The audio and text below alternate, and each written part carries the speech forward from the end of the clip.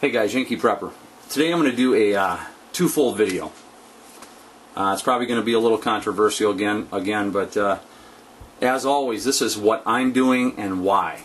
And I try to do that in all my vids. I either try to give links or reasons or why. You know, everything that I have up is based on some kind of solid information. You can take it or leave it for the way you want, but this is the way I'm doing things. And I've done a couple vids on this before. One of them is a foundational vid, in my opinion. It's part one of picking your main battle rifle or your main weapon for the SHTF or WROL.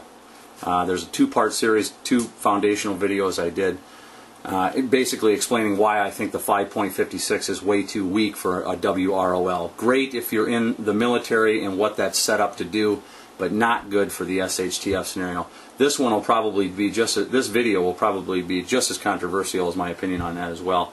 But like all of them, I always try to put up you know, good information and good links on why, so you can take it or leave it. The second video I put up on this subject before was run and gun is a nice hobby. You know, the run and gun keeps you in shape. Nothing Fancy does push that. Staying in shape is a big part of prepping. And I don't even know if Nothing Fancy is a prepper. But I think the run and gun definitely keeps you in shape, and it also helps your point and shoot ability, which are two very important things.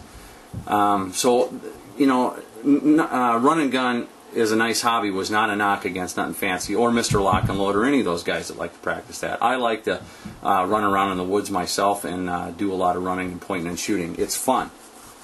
You got to get away from all these stupid ranges that you know, with the safety sallies that don't want you to move. Moving with your weapon is great practice. It helps you to become really comfortable with it. But I'm not planning on using military basic training tactics during a WROL. And let me say again that I think, you know, that's a very small part of prepping in the first place, are the weapons. You should be pouring, you know, a lot more into your food, water, and how to make your energy if you want it, or how to keep your house warm or shelter. You know, that's the most important part of prepping. I always try to stress that. The idea that everything's going to collapse and you're going to be you know, G.I. Joeing it out there is so far-fetched, it's on the verge of fantasy. And that is, I'm glad this prepping thing is taking off, but there's a lot of fantasy out there. I don't go on to other channels to bash anybody, but I just want to put out my opinion on this, why I won't be using basic training or squad type of tactics during the SHTF, because I think it's mostly going to be impossible given who we'll have and the resources that we'll have. I've also touched on in a video on being physically fit, and this also directly goes into using military tactics. If you're going to use military tactics, then you've got to have what the military has to back those tactics up. They don't have the rest of the military. You're not fighting with air support and artillery and, you know, a huge machine to back you up. You don't have armor. The reason why everything is set up the way it is in the military is because it's a large-scale, well-thought-out plan for combat when they have the whole unit behind them. And we don't have that in a WROL. I think a lot of guys are on here just trying to relive their glory days or trying to have something that they never had in the first place. And that's a big part of basic training, and to be able to use these tactics. And I got to tell you, that's another thing that just, you know, it makes me think something smells with all this, because these guys that are out there saying, you know, you're going to run squads and designated marksmen, all this kind of stuff, you know, if they've been in the military, they know that the biggest part of that training is bringing that squad together and being physically fit. There's a tremendous physical toll to training like that and actually carrying that mission out. And, you know, I'll go into that. I've done a physical fitness vid already. Physical fitness should be a huge part of your prepping. Many of you know that, you know, if you're overweight, you know, you're at a big disadvantage, okay? And some of you are at a really big, no pun intended, disadvantage. You know, the idea that you're prepping and putting food away, but you're not taking care of yourself, it's going to be an extremely, if you're prepping for WROL or you know, a really bad scenario, and you're not in any kind of physical condition, or you're grossly overweight, you're going to be, I mean, what is the sense? You're prepping to survive, but you're dying of cardiac arrest slowly by your own actions. Physical fitness should be a part of your prepping, because your body's going to go through all kinds of stress if there ever was a WROL, let alone running military tactics like squad movements. You know, it just all seems like a huge fantasy to me. I think there's a lot of guys out there just playing G.I. Joe. I've said that before. I'm going to try to lay it out here a little better. In fact, instead of me just rambling on about this and beating this to death, a lot of you guys that are prepping and you're not physically taking care of yourself, you're just afraid that you're going to run out of food. With that being said, instead of me just rambling on here, I actually dug up, everybody's got a box in the attic. I dug up a bunch of my military stuff, and I found a training tape that was sent home to my parents, and I'm actually in this tape. I'm not going to point me out, but I'm actually in this tape, and it's basic military training, and it only takes 13 weeks to become infantry. And when they do this, they break you down when you go into the military, and then they build you into what they want you to do, and they actually make it so hard on you that for the first time in your life you're leaning on guys that you don't even know, and how quickly in that 13 weeks, that's a big part of it too, that you come together, which is also how should I put this, that is probably the most important element when running these squad types of tactics, is that everybody is on the same page. They don't have to think about it. They know each other. They're with each other. They would throw their lives in front of a bullet for each other, which is another thing you're not going to have in a WROL situation. You're not going to have, you might have a buddy or two, but you're not going to have a squad of guys or multiple squad of guys that can do that, that can take the signals, know what each other are thinking, already know their habits, and be willing to cross over in a life or death situation for each other. Which is one of the reasons I'm doing this video, to say that I won't be doing that. I won't be using squads. That's just going to get people killed. I'm going to be using more marksmanship, defensive tactics, pinch points, ambushes, things like that.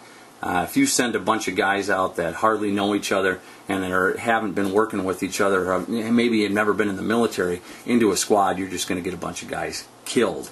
And I think that your ability to lead will be hindered quite quickly.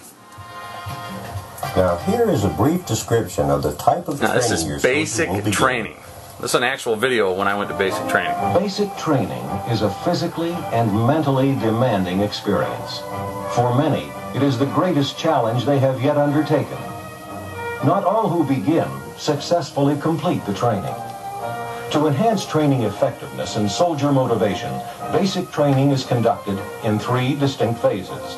At the end of each phase, a trainee must meet specific standards. Standards which serve as intermediate goals for the path to graduation. The first phase teaches young Americans about military and national values and what it means to be a soldier. The development and shaping of attitudes about themselves, there I am. Army, you see me? Their nation begins in this critical phase. They are introduced to barracks life, physical readiness training, proper wear of the uniform, drill and ceremony, each designed to instill a sense of discipline, self-confidence, self-esteem, self-respect, motivation, and teamwork. They are taught rifle maintenance and the manual of arms. Also during this phase, each trainee is officially welcomed into the Army while participating in a memorable and patriotic command retreat ceremony. This phase continues with first aid training, which teaches the basic life-saving and sustaining skills. Trainees learn to react properly to the dangers of nuclear, biological, or chemical attack. NBC training. What the? Recognizing terrain features and using a compass are a vital part of map reading and land navigation instruction. The phonetic alphabet. I'd like to order a pizza, pepperoni, please. Are mastered during radio communications classes. During the first phase, units tackle the now, how many of you guys can still do this? and victory Now, tower. I tried to say that in one of my videos. Trainees continue to build their physical fitness and confidence. See, to be a soldier, you're doing this every day. Trainees begin their instruction. I don't know how many people can do this every day. They learn how to assemble. I have to work and do other things, and I try to keep myself in shape, but and pop up targets. I'm not as in shape as a professional The soldier. goal to have. How many of you could do a 20-mile hike with a 75-pound ruck?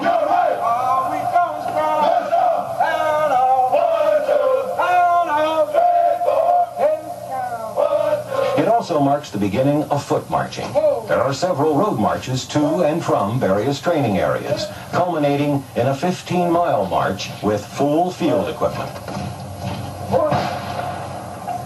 Marksmanship training continues into the last week of this phase, with qualification taking place on a computerized range. Depending on the number of target hits, trainees are rated as marksman, sharpshooter, Not or good enough. expert. Yeah, there you go. In Phase 3, the final 2-week period, trainees begin hand grenade training, concluding with each trainee throwing a live hand grenade. They are also introduced to additional U.S. weapons by watching an actual Come on, demonstration slam it of down. weapons capabilities. Look at this. And kill those targets with a machine gun. Watch. Let me introduce you to my little In friend. this phase, companies move to field sites where they bivouac for 4 nights. Divided into buddy teams, they learn how to take care of themselves and their equipment in a field How many of you environment. guys got buddy teams? Individual I've got some buddy combat teams. skills are a major part of the field training. Teamwork and the proper use of cover, concealment, and suppressive fires are required to successfully complete this portion of the training cycle. That's live fire. How many of you do that every day?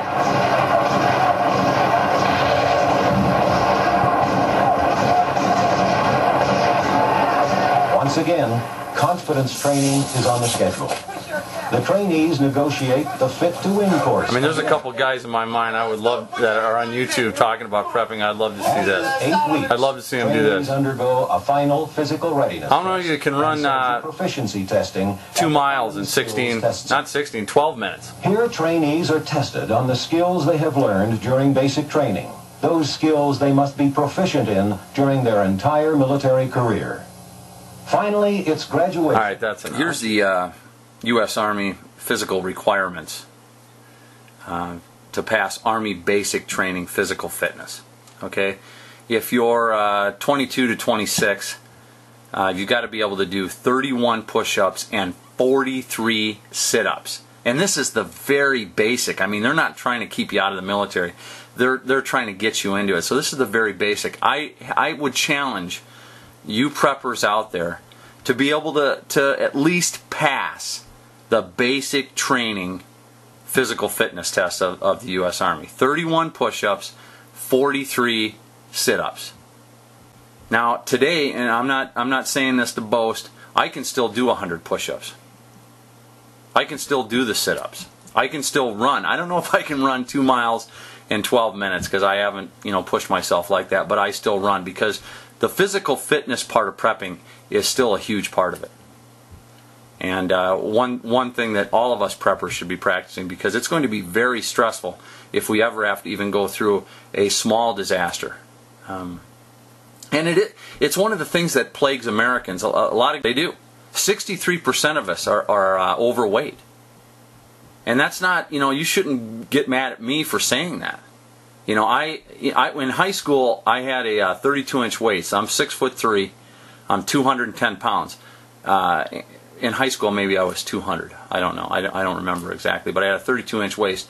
I'm 40, in my early 40s now. I have a 33-inch waist. And I'm 6'3", 210 pounds. And that's not by accident. I make it a point to try to stay in shape and to try to be physically fit, because I know that's a big part of my prepping, at least. Nobody's going to have, if everything fell apart, nobody's going to have any sympathy for you if you've fed yourself into a handicap. There aren't very many people besides maybe your closest family that are going to have sympathy for you. I think this is a big part of prepping that's just kind of glossed over because nobody wants to go there. Keep yourself in shape. And I'm not saying you've got to be like rock hard. I mean, I used to, I'm part of the 80s program, so I used to work out all the time. I used to be able to bench more than twice my my body weight.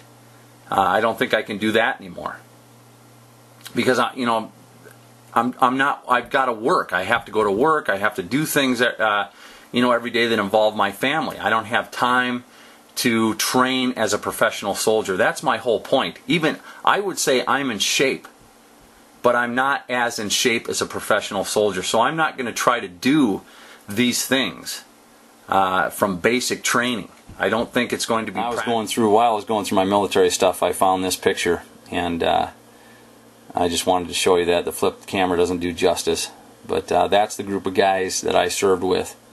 Not everybody there is even alive anymore.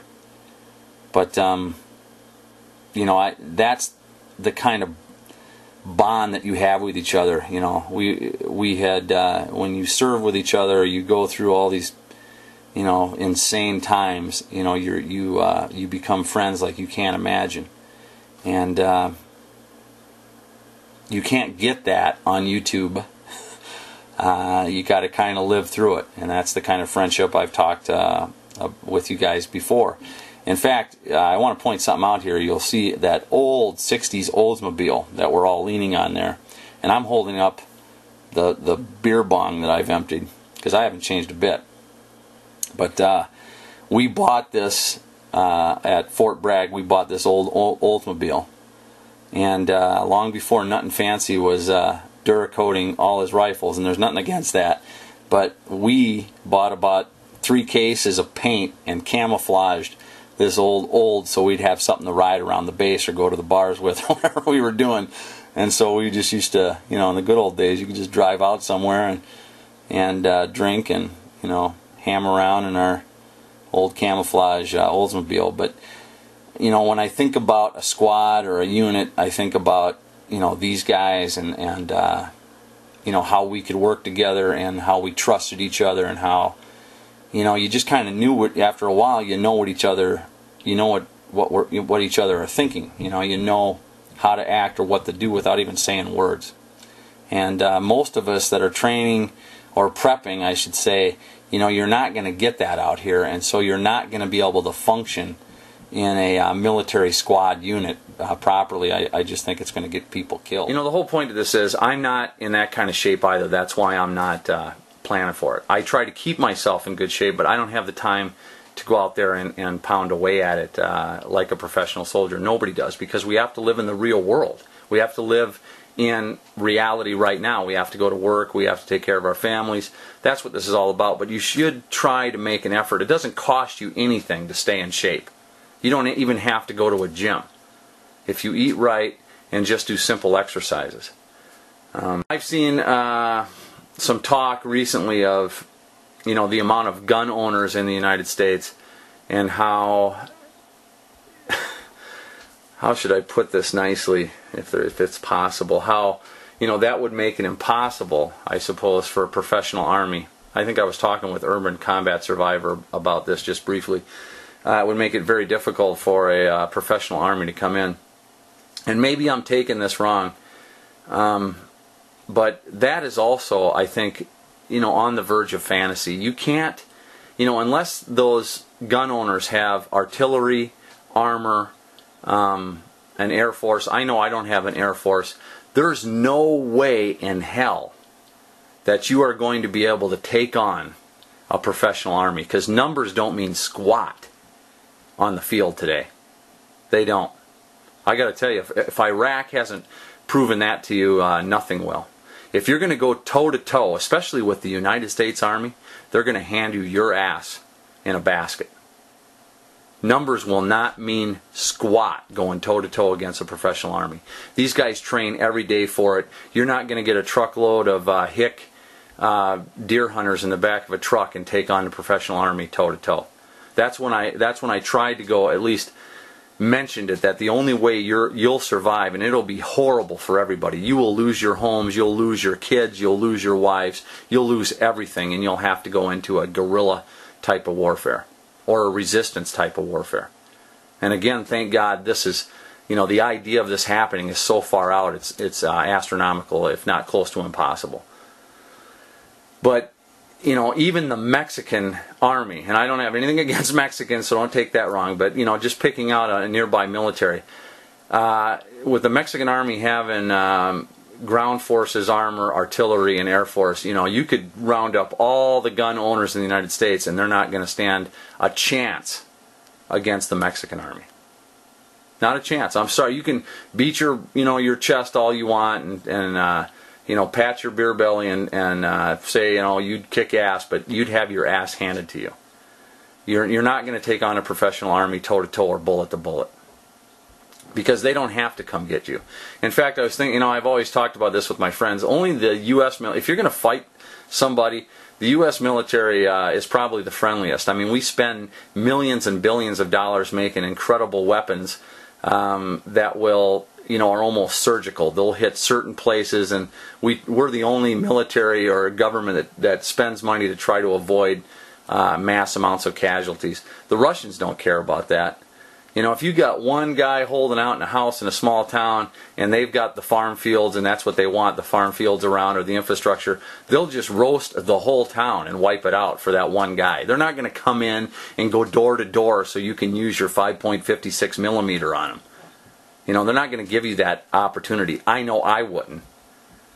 Some of you, you need to watch some videos on even what one Bradley can do with the type of firepower one Bradley has. I believe without a doubt that I could take over most small towns in America today without any air support, just with one Bradley and a couple squads of well-trained men. So, I think that's another fantasy world that has developed out there. I don't know if it's just to help you sleep better at night. Man, if it ever comes to that, you don't understand how bad it'll be. I still keep up on military news. I've still got buddies and friends and even family in, and I was reading, especially armor. I'm interested in armor. I was reading about a new armored vehicle that's been deployed to Afghanistan that can find any movement within a 10-mile radius if they're up on a hill or some kind of high ground.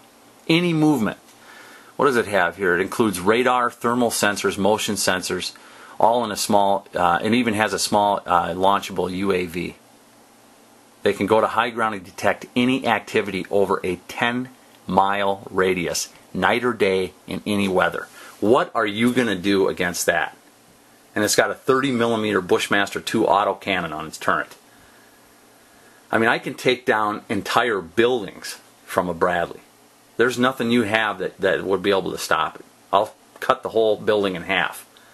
So, think about that when you talk about, grabbing your rifle and going up against a professional army. Now, but I don't know. I'm just trying to tell you that, numbers, I guess, mean nothing. You could have 100 million guys, and if they're going to go up against a professional army of even a quarter of that force or less, and the professional army has air support and artillery, numbers will not matter. It'll just be more body bags. That's all. I guess that's the whole point of this, is that I'm not going to try to run basic military tactics, either in a WROL situation where I'm trying to defend my community or neighborhood or wherever I am, and I'm not going to try to use go toe to toe with a professional army, because I am not in the physical shape that I need to be, and I don't have the resources to run that kind of action. Let's just use one more example before I wrap this up, because this has went on a lot longer than I thought it would. I'm just going to pull up my friends. Let's say I'm lucky enough in a WROL. Let's say it happened, and I'm in a WROL, and I'm going to throw a squad together here real quick. Let's say I got Boz with me, Kevin from Outer Banks. Let's say I got Richard from Mad Bad Voodoo. Let's say, who else here? Fat Daddy for fun. Let's say I got Demcad. Let's say I got Fubar Protocol. And I'm not trying to leave anybody out here. Let's say I got Urban Combat Survivor. Let's say I even got Goat Hollow with me. I got Hoss. And let's say I got Mr. Lock and Load as well. I'm lucky enough to have Mr. Lock and Load on. I'm not going to send All right, and I'm not beating anybody with this, but if let's say I'm in charge by some far chance, and I'm going to tell you that's the last thing I'm going to do is try to be in charge of anything. But let's say I'm in charge and everybody's looking at me, and what are we going to do? Because manpower is going to be precious. So I'm not going to send these guys out. Mr. Lock and Load will probably be chomping at the bit to go, but I don't want to lose them, and I don't want to lose Demcat either, using basic military training tactics. You know, you might be able to put up you know, some kind of squad activity together if you're lucky enough to have enough guys that know what they're doing, but they're still not going to be, you know, going to have that bond. There's a certain bond that you have with guys that you're serving with. And it takes a while. It takes a while of going through really hard times and being able to trust each other, because I've seen the biggest guys bail when the shitstorm hits. And it'll be the little guy, you know, it'll be the guy you don't expect that'll really come through, you know, through for you. So I guess that's what I'm trying to say. If I threw all these guys together, I don't want to send, you know, Demcad or you know, Fubar Protocol. I think, you know, and I'm not saying anything against their age, but I think Fubar Protocol is in his 50s, and he looks like he's still in good shape. Kevin from the Outer Banks looks like he's still in good shape, but they're not in as good a shape as let's say a professional soldier that trains every day. So I would rather use their marksmanship skills. These guys got weapons. You know, how can I set them up to succeed? That's what it's all about. When you're training anybody, I've got to work with what I got. I'm not going to send Goat Hollow and Demcat on a suicide mission, or I keep on using Demcat. I don't know why, but I don't know, he's just coming to my mind. But I'm not going to send them out to get killed. I'm not going to be in charge long if I'm going to do that anyway. Now, everybody is going to be expected to carry their own weight, no pun intended, but you know, you can't put them into a situation where you're just going to feed them to the lions. That's where I think also using more defensive tactics, digging in. Anybody that's attacking any kind of point is at a huge disadvantage to start with anyway, and I want to take advantage of that. I'm going to be using more guerrilla warfare tactics. I'm not going to be wearing any uniforms. Figure out everybody's weak and strong points and where you can use them. And to be honest with you, some guys, you know, they're not going to have any strong points. I think a lot of these guys that are totally overweight think they're going to be sitting back giving orders or something, you know, and really they're going to be you know, a load to carry. If you're not in shape and you can't work, if you're losing your breath walking from the kitchen to your living room, you're going to be more of a problem in the SHTF than you're going to be anything close to being helpful. In fact, you'll probably end up just being a donor, to be honest with you, because people are not going to have that kind of patience. If you're not taking care of yourself and you're planning for the end of the world, it's kind of an oxymoron. Anyway, I'm going to leave it with that. I mean, I think if you guys can't figure this out, you know, I don't know, maybe this isn't the right channel for you. But you know, I'm not going to try to pretend that I can you know, put a bunch of strangers together and have them work as a military tactical unit. It just isn't going to happen, and you're not going to have the manpower. You're certainly not going to send, you know, all your best guys out on one team. You're going to want to spread them around, and hopefully they're going to be able to train other guys. But you're going to have to work within the physical limits. And just because somebody's in their 50s or even 60s or even 70s, you're not, if they're still in shape and they can shoot, the most important thing is, do they have marksmanship skills? Because that's what you're going to need in an SHTF scenario or a WROL scenario. More than anything else is marksmanship skills. You're going to try to avoid close quarter battle or close quarter combat at all costs, because you don't want to lose anybody. And some of these guys, they've never been involved in anything like close quarter battle, and they're going to fold up. You're not going to be able to count on them, you know, charging ahead or holding a point. There's only going to be a few that you're going to be able to count on doing that. You know, some crazies. You'll be able to count on me, but you're not going to be able to count on everybody doing that. Most guys will fold up. I mean, it's just reality. So I guess that's my statement. This has been a long video, but that's my statement. I think a lot of this is fantasy. It's kind of embarrassing to me, and you know, I'm not going to participate in it, but I wanted to put that out there. on my channel, what I'll be doing, what I think you should be planning for. That's about it. Okay, if you have any questions for me or whatever, I'm sure I'll get a slew of comments on it. Talk to you later, guys. Bye-bye.